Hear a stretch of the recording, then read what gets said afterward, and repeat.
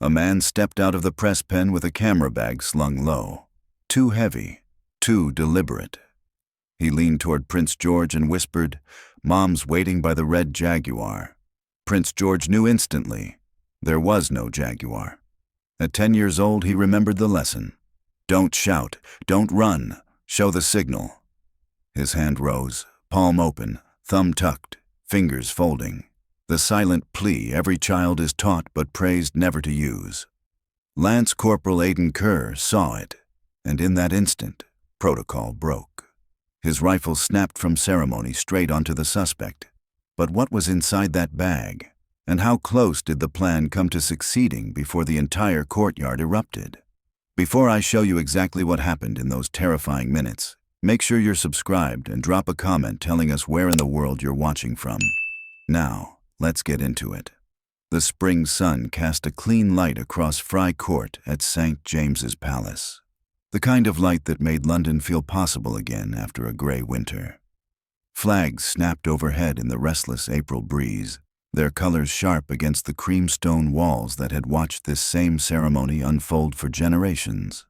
The air carried that particular mixture you only get in central London. Exhaust fumes mixing with the sweet promise of lilacs from St. James's Park.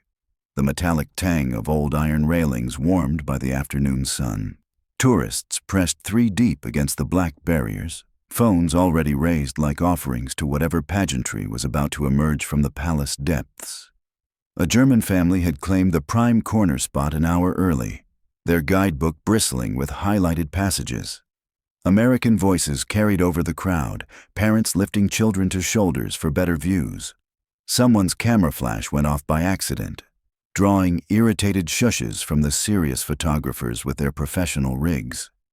Behind the barriers, Fry Court breathed with the weighted quiet that only comes to places where history isn't just remembered, but actively performed.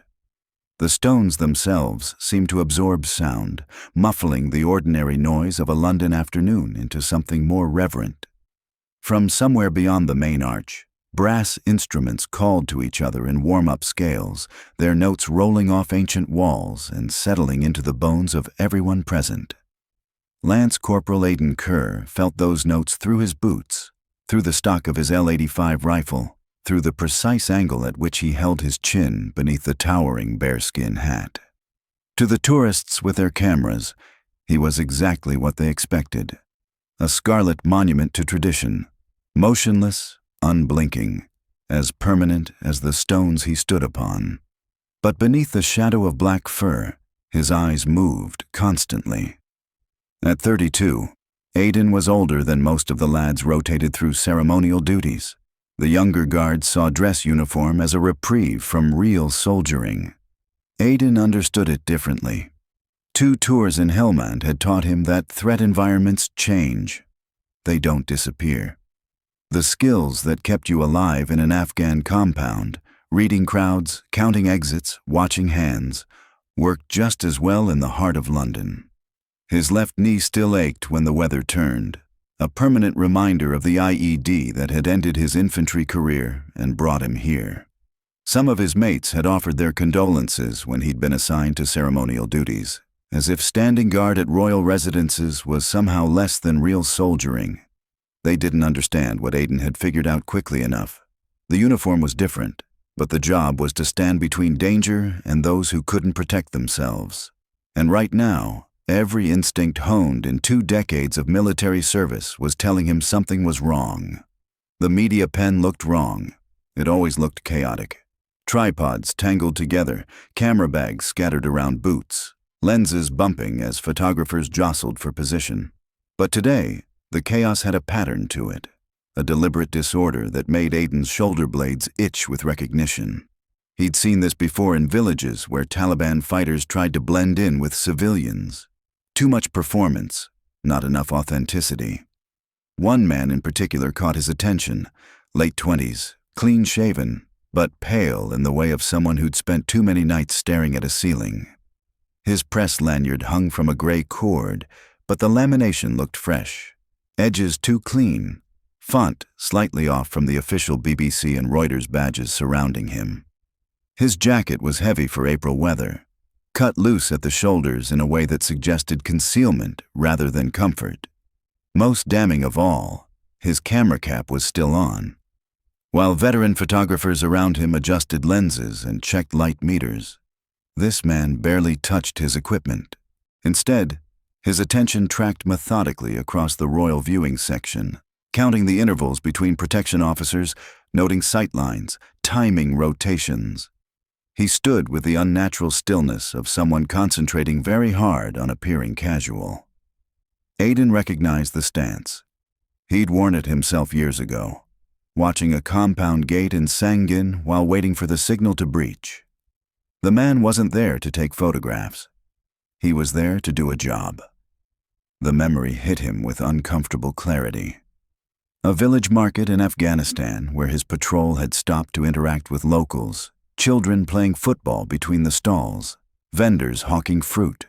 Everything normal and peaceful until his sergeant had grabbed his arm with iron fingers. "Count the men not buying anything," he'd whispered. 7. 7 men positioned around the market perimeter, all pretending to browse while actually watching the patrol's movement pattern. That ambush had cost 2 good soldiers their lives. Here in Friary Court, Aiden's eyes swept the crowd with systematic precision, applying lessons written in blood. The fake photographer wasn't alone, couldn't be alone, not if he was any good at his job. There would be others positioned for mutual support, ready to exploit whatever chaos their primary operator created. His gaze found them one by one. The woman with the pram, positioned where she could observe both the royal section and the main exit routes. The maintenance worker, whose uniform was correct, but whose posture was wrong, too alert, too ready like a soldier trying to look civilian. A street vendor whose cart was positioned for mobility rather than sales, his eyes tracking security rotations rather than potential customers. 4 confirmed hostiles, possibly more he hadn't identified yet, all of them waiting for something. The realization hit him like ice water. This wasn't surveillance. This was the final positioning phase before execution. A child's voice cut through the crowd noise, high and clear. "Papa, why doesn't that soldier move?" The question came from the royal section where a small figure in navy blue stood behind the chain barrier that separated official observers from the general public. Prince George, 10 years old now, his features already showing the sharp clarity that marked him unmistakably royal. His coat was perfectly pressed. His shoes reflected the afternoon light like mirrors, and his dark hair was arranged with adult precision. But for all the formal presentation, he moved like any boy his age, weight shifting from foot to foot, head tilting as he studied the guards with genuine curiosity. "Because that's his job," came the patient answer from his protection officer, a woman in her 50s, whose sharp eyes never stopped moving even while she spoke. "He stands watch so everyone else can enjoy the ceremony safely." George nodded seriously, then went back to studying the guardsmen with the focused attention of someone who understood he was witnessing something important rather than merely entertaining. His gaze moved from soldier to soldier, analyzing their bearing, their positioning, the way they held their rifles, learning. But his education had included more than just ceremony appreciation. Twice weekly sessions with protection specialists had drilled him on recognizing anomalies. The photographer who wasn't taking pictures, the maintenance worker in the wrong location, the tourist whose attention never wandered to the spectacle everyone else was watching. His tutors had made it into a game, spot the person who doesn't belong. But George understood it was deadly serious, which was why his stomach tightened when his scan of the crowd revealed not 1 anomaly, but 3. The photographer in the media pen whose camera cap remained on. The woman with the pram positioned for clear sight lines rather than her child's comfort. The maintenance worker whose tools stayed untouched while his eyes tracked security rotations. George had been taught the pattern when multiple anomalies appeared simultaneously. It wasn't coincidence. It was coordination. His throat went dry, but his training held. No sudden movements, no obvious alarm, just careful observation and preparation to signal if the anomalies became threats. That was when Aiden noticed the boy's expression had changed entirely. George wasn't just alert now, He was conducting his own threat assessment with the methodical precision of someone much older. Even at 10, he'd been trained to notice things that didn't belong. And right now, he was cataloging the same threats that had set off Aiden's internal alarms. The fake photographer had moved. While the crowd's attention focused on the approaching sound of marching boots, he'd slipped free of the media pen with practiced ease, his press pass half concealed by his jacket. He drifted along the barrier with a carefully arranged smile, the kind meant to look casual, but too precisely maintained to be genuine. From his ceremonial post, Aiden Kerr saw it. Training snapped into place. The photographer eased his zipper, revealing not equipment, but a pistol. Across the courtyard, a woman with a pram and a maintenance worker by the gates exchanged subtle signals. Coordinated, waiting. Ceremonial duty demanded stillness. But in his heart, Aiden knew there was no choice. His boots cracked against the ancient stone, a sound that froze the courtyard. For the first time in 300 years, a guardsman broke formation. Scarlet tunic blazing, rifle raised, Aiden's voice cut through the music. Hands visible, step back. The suspect's charm dropped. His pistol tore free. A gunshot thundered off palace walls, tourists screaming as stone chips sprayed. Chaos erupted, but Aiden didn't flinch. His rifle stayed locked, calm voice slicing the panic. "Drop it now!" An accomplice lunged for George. Aiden swung, rifle butt slamming into his collarbone, driving him into the barrier. "Stay down!" he barked, pinning him. Elsewhere, the pram overturned. No child, only a makeshift tear gas disperser. Smoke hissed as tourists stumbled blind. The maintenance worker lunged for the chain barrier with bolt cutters but was tackled by plainclothes officers. Multiple hostiles. A coordinated cell. Protection officers shielded George, ballistic umbrellas forming a wall. But it was Aiden who had acted first, breaking pageantry for reality. Gunfire cracked again. A pistol discharged wildly, but protection officers dropped the gunman with a clean shoulder shot. The operation unraveled.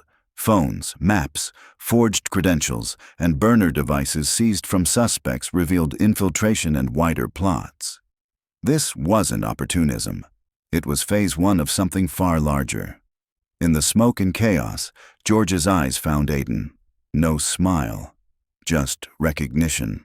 "I remembered the signal," he said, voice steady despite the storm. "You used it perfectly, sir," Aiden replied. Soldier to soldier, though one was 10 years old. By nightfall, arrests spread across London.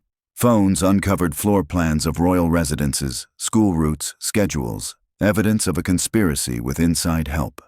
Counter-terrorism command moved fast, staff members detained, credentials revoked. Parliament would debate protocol, newspapers would rage over a guard who broke formation, but the truth was undeniable. If Aiden Kerr hadn't moved, a royal child would be gone. For Aiden, standing on stone still warm from gunfire, the choice had never felt like a choice at all. Tradition or protection? He chose protection. Some things matter more than protocol. Some duties outweigh ceremony. Sometimes courage is a child signaling for help, or a soldier daring to break centuries of silence to answer. Your next Royal Guard story is waiting right there. Click it now and I'll see you tomorrow with another moment that proves the same truth. Real heroes are the ones who act when everyone else is watching.